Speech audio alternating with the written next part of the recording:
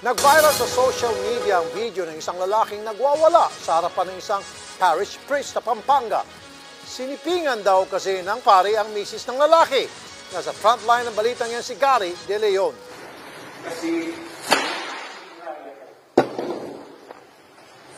yan po, yakin po ini yung naalala ko misis ko.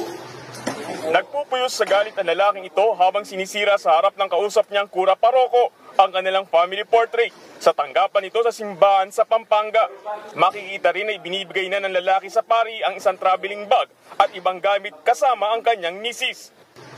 Po, nakuha din natin yung misis ko kaya kayo. Pero bakit sabi ko kaya mo, para sa ganda ng asawa ko.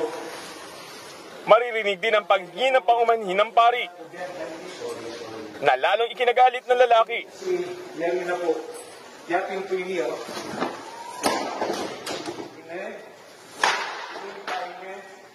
Pamilya niyo po sinira ko. Nagano po, may apektuan na po. Kaya hindi parang hinihingi. Hindi parang hinihingi kayo ni ubing kami. Imbis na sopanin, asawa ko. Lumalabas na nagwawala ang mister dahil sinipingan umano ng pari ang kanyang misis. Magkay ka pa mo, also not forget the neighbor's wife. Baka hindi kayo. Galit na galit din ang kumukuha ng video na anak pala na mag-asawa. Sa sobrang sama ng loob niya, inabutan niya ng tropeyo ang pari na may nakasaad na champion.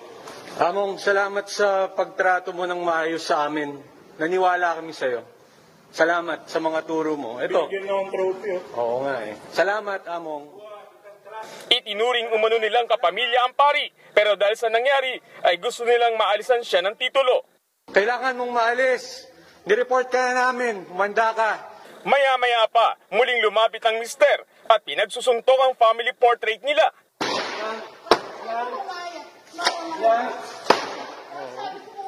Ang babaeng sinasabing kasintahan ng pari, nakaupo lang sa mesa at hindi kumikibo sa ginagawa ng anak at asawa.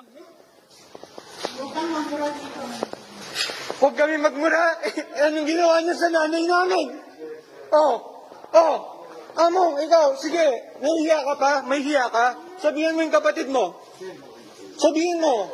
Sige, mahiya ka naman sa amin. Nag-viral ang video at umani ng iba't ibang opinyon sa mga regular na nagsisimba. Bawal po kasi yun, di ba? Nakalagay po sa 10 utos ng Diyos. Huwag kang makikiapid. Kaya, hindi ko po alam.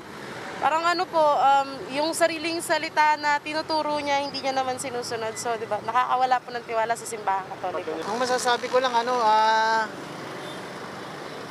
baka natukso lang, sir. Ayon sa source ng News 5, magkababata ang pari at ang babae na isang doktora. Voluntaryo umano siya naglilingkod sa simbahan, kaya madalas silang nakikita magkasama ng pari.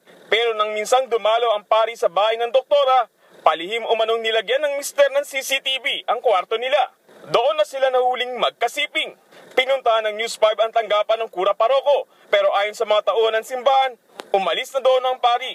Simula nang kumalat ang video sa social media. Ayon sa Pampanga Archdiocese, tinanggal na rin sa parokya ang pari habang umuusad ang investigasyon. Sinubukan rin ng News 5 na kunan ng pahayag ang pamilya, pero tumanggi na sila magsalita.